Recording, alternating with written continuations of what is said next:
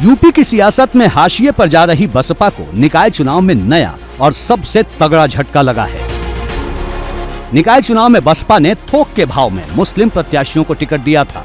मायावती का मानना था कि वो मुस्लिम मोर्चे पर मजबूत होकर 24 के चुनाव में दमदार तरीके से खड़ी होंगी, लेकिन आंकड़े बताते हैं कि बसपा को न तो मुस्लिमों ने बहुत ज्यादा वोट दिए और न ही दलितों की भागीदारी ज्यादा नजर आई। यही वजह है कि बसपा का प्रदर्शन 2017 के निकाय चुनाव के मुकाबले और ज्यादा खराब हो गया।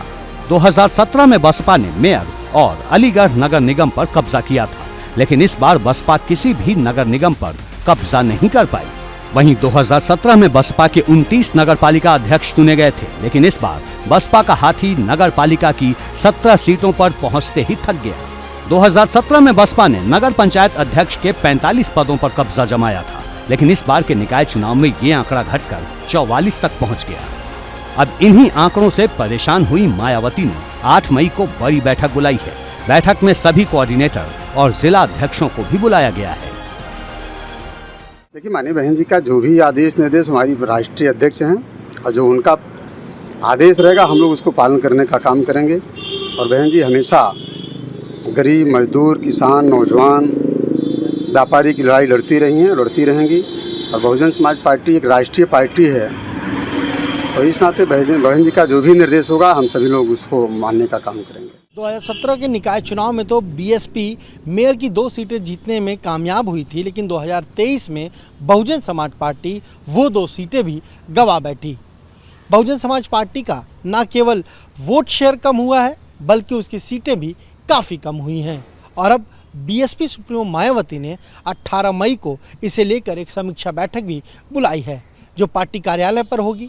इस बैठक में पार्टी के जो तमाम कोऑर्डिनेटर हैं उन्हें बुलाया गया है, जो जिला अध्यक्ष हैं उन्हें बुलाया गया है और साथ ही साथ जो सेक्टर प्रभारी हैं उन्हें भी इस बैठक में बुलाया गया है। हर बार हार होती है और हर बार इसी तरह मायावती समीक्षा बैठक बुलाती है। नतीजा ये होता है कि अगले चुनाव में बसपा की और करारी हार हो जाती है। जानकार इसके पीछे की वजह मायावती का चुनाव के दौरान निष्क्रिय होना बताते हैं। इस बार के निकाय चुनाव में भी मायावती ने ना तो कोई रैली की और ना ही कोई जनसभा, उल्टा नतीजे आने पर ईवीएम को दोष देने लगी। उन्होंने ट्वीट किया, भाजपा के साम, दाम, दंड, भेद आदि अनेकों हथकंडों के इस्तेमाल के साथ ही साथ इनके द्वारा सरकारी मशीनरी के दुरुपयोग से बसपा चुप होकर बैठने वाली नहीं है, बल्कि वक्त आने पर इसका जवाब भाजपा को जरूर मिलेगा। अगर ये चुनाव भी फ्री एंड फेयर होता तो नतीजों की तस्वीर कुछ और होती।